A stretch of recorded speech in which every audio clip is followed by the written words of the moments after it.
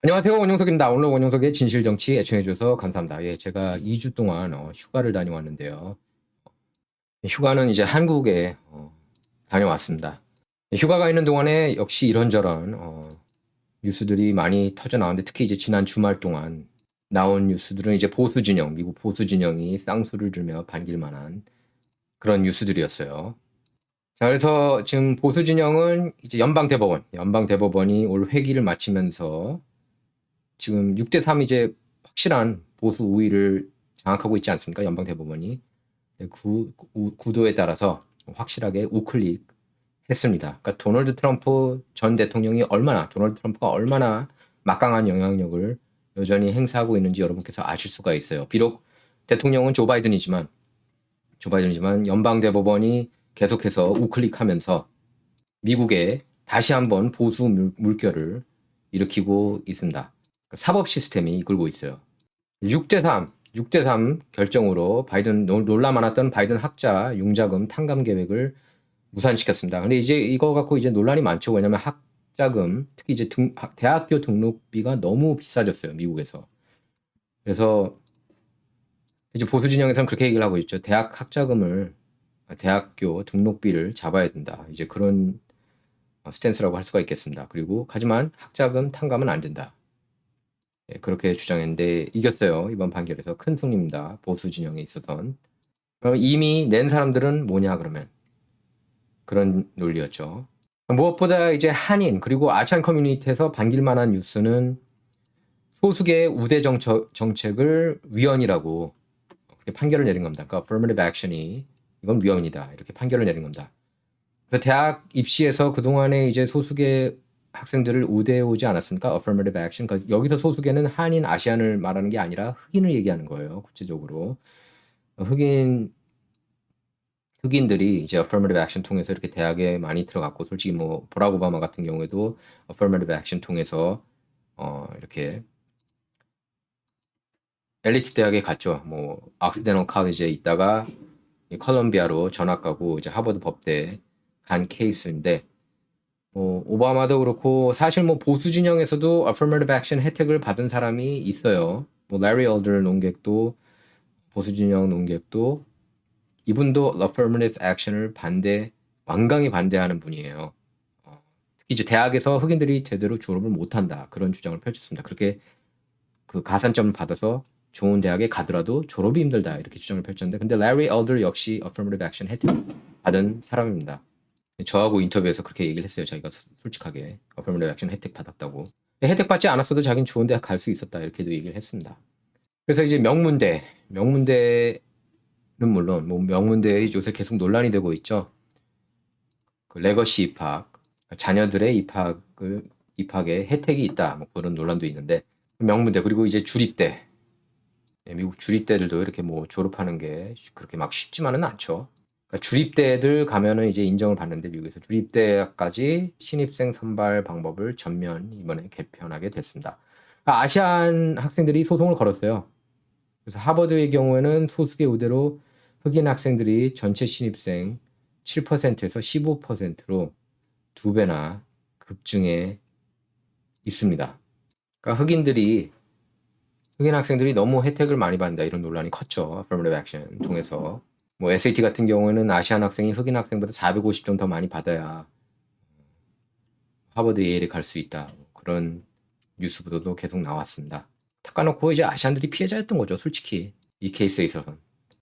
어쨌든 이번 판결로 인해서 affirmative action에 따라서 성적이 우수함에도 탈락하는 그런 역차별을 받았다는 한인을 비롯한 아시안 그리고 백인 학생들, 유대인 학생들이에요. 주로 이제 백인 학생, 그러면 유대인 학생들의 아이비리그 명문 사립대 입학문이 넓어질 것으로 그렇게 전망되고 있습니다. 그리고 아이비리그 제가 알고 있기로는 백인 학생의, 그러니까 유대인이 20% 정도 차지하는 걸로 알고 있어요. 예.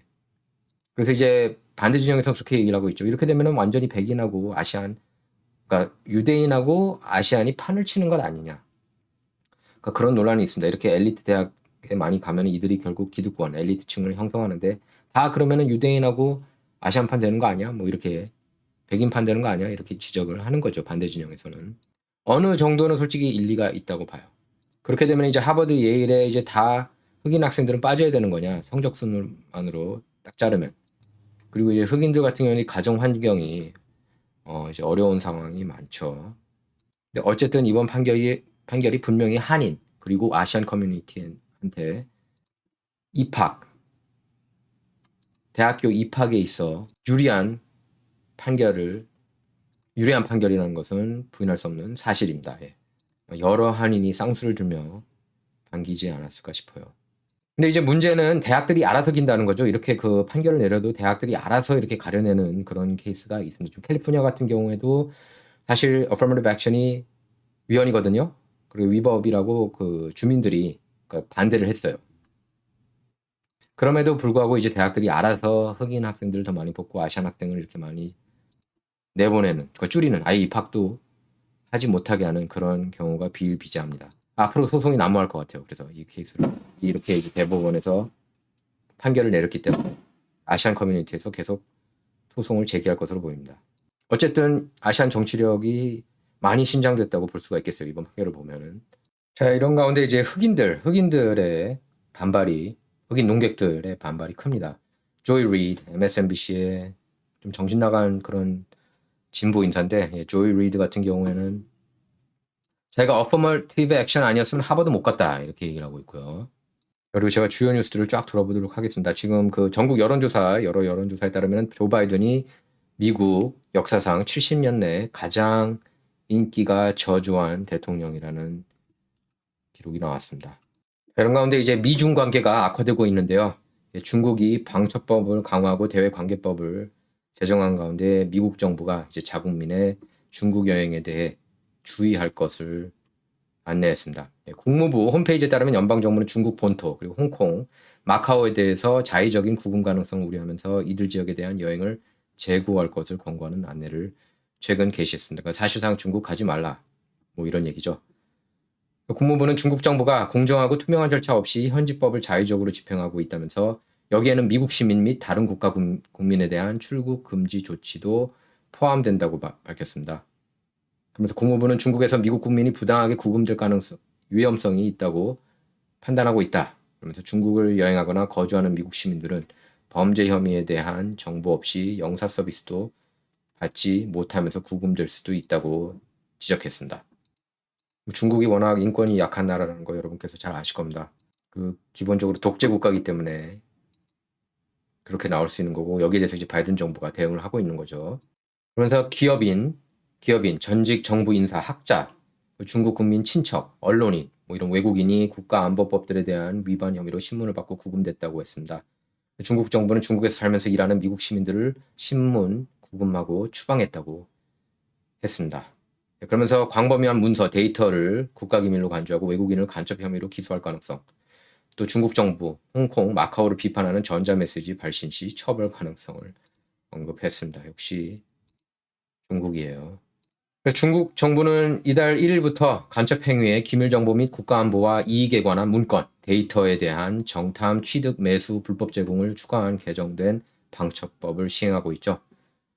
국제법과 국제관계의 기본 준칙을 위반하고 중국의 주권, 그리고 안보 및 발전 이익을 침해하는 행위에 대해 상응하는 반격 및 제한 조치를 취할 권리가 있다는 내용이 포함된 대외관계법도 제정했습니다.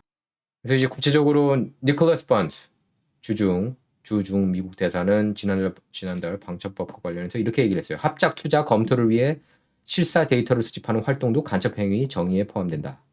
데이터를 일상적으로 사용하는 학계 학생, 과학자도 위험에 처할 수 있다고 경고했습니다.